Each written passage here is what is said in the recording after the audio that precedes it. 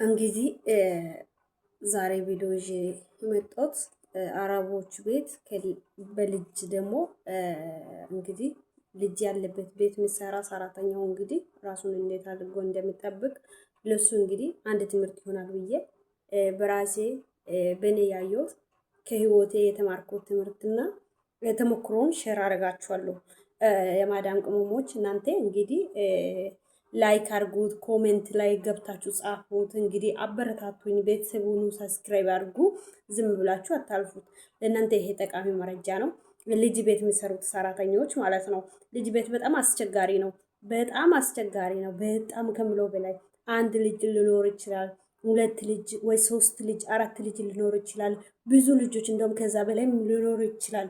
ማለት በቃ የልጅ ጸባይ በጣም አስቸጋሪ ነው። በዛ መሀል ሆናችሁ ደግሞ ጽዳት አለ። በዛ መሀል ሆናችሁ ደግሞ ልብስ ማጠብ አለ፣ ልብስ መተኮስ አለ፣ ልጅ መያዝ አለ። የልጅ ጸባይ አስቸጋሪ ጸባይ አለ። ስለዚህ በዛ መሀል ሆናችሁ እንዴት እንደምትሰሩና እንዴት እንደምትኖሩ እንዴት እንደምትችሉ ከልጅ ጋር ተስማምታችሁ እንዴት እንደምትሆኑ እኔ ነግራችኋለሁ። ችግር የለውም። እናንተ ስትገቡ በላይክ በኮሜንት በሰብስክራይብ እንግዲህ ቤተሰብ የሆናችሁት ጀምሩት። ሰላም ጤና ይስጥልኝ። እጅግ የተወደዳችሁትና የተከበራችሁት የዩቲዩብ ቤተሰቦች እንዴት ናችሁ? ስለ የምታበረታቱኝ አመሰግናችኋለሁ። አንዳንዶች እንግዲህ የእናንተ ድጋፍ እየሰጣችሁት ነው። በጣም ነው ማመሰግናችሁ። ደስ ነው ያለኝ እውነት። እኔ እንግዲህ ከእናንተ ጋር ለወደፊት እሰራለሁ ብዬ ነው እንግዲህ ያሰብኩት። እናንተም እያበረታቱኝ ነው እንግዲህ ቤተሰብ እየሆናችሁት ነው። አሁንም ደግሞ ድጋፋችሁ አይለየኝ፣ ድጋፍ አድርጉት እና በልጅ ቤት ዋናው ሀሳብ ደግሞ ዛሬ በልጅ ቤት የሚሰሩት ሰራተኞች ለእናንተ ነው ትምህርቱ። ይሄ ተማሩት፣ እውነት ልብ አድርጋችሁ ተማሩት። እኔ ልንገራችሁ ያለው ነገር በልጅ ቤት ውስጥ ያለው ውጥረት፣ ልጆች በጣም አደገኛ ናችሁ፣ ኃይለኛ ናችሁ፣ ጸባያችሁ፣ ቁጣችሁ ከእናት ከአባት ይበልጣሉ። በዛ መሀል እናንተ እንዴት እንደምትሆኑ ለእናንተ ልንገራችሁ። ጸጥ በሉት፣ እሺ በሉት፣ ሁሉም ነገር ልጆቹን ልቀቁት። ያበላሹ ችግር የለውም። ከተበላሸ በኋላ ዝም ብላችሁት ታጸዳላችሁ፣ ችግር የለውም። እነሱ ካለፉ በኋላ ከተኙ በኋላ ወይስ ከበሉ ወይስ እናትና አባት ይዘው ከወጡ በኋላ ታጸዱታላችሁ፣ ችግር የለውም። አትጨናነቁ፣ አትቆጡት፣ ከልጆቹ ጋር እኩል አትበሳጩት።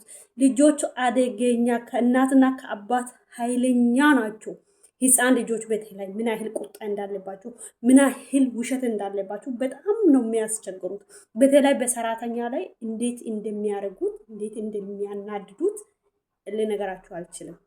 በጣም ከባድ ነው፣ በጣም ከባድ ነው። እና በዛ መሀል ደግሞ እናንተ ረጋ ብላችሁ ተረጋግታችሁ የተበላሸ ነገር ካለ ይበላሽ፣ እናንተ ናችሁ የምታጸዱት። እንግዲህ የማይቀርዳ ነው።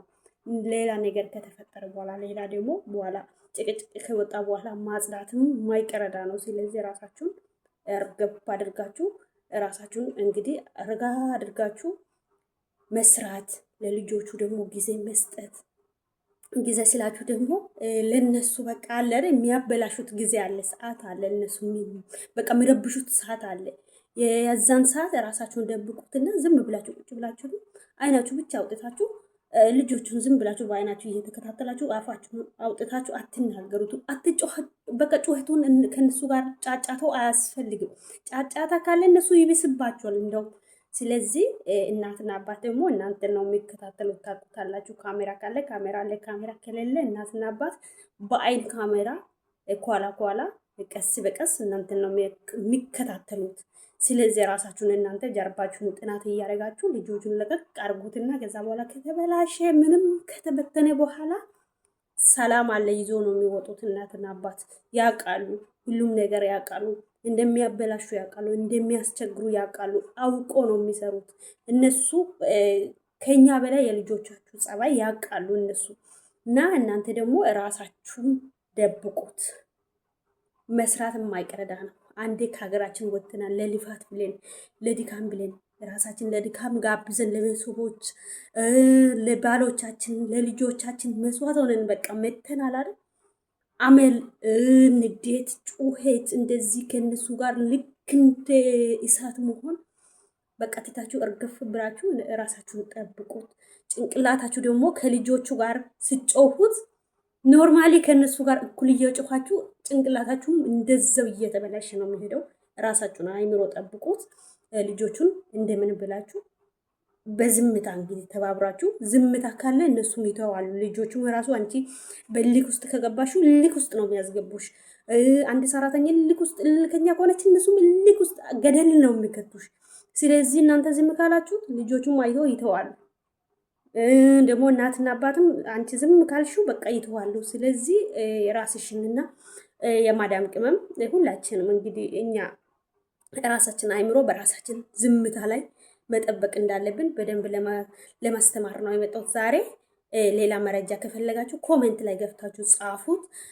ሌላ ነገር ከፈለጋችሁ እናንተ የምትፈልጉት ነገር ጻፉኝ፣ አበረታቱኝ። እኔ እንደዚሁ ቀጥላለሁ ከእናንተ ጋር። እናንተ እንግዲህ ተከታትሉኝ። ቤትን እንግዲህ ሞቅ ሞቅ አድርጉት። አመሰግናችኋለሁ ስለሰማችሁት።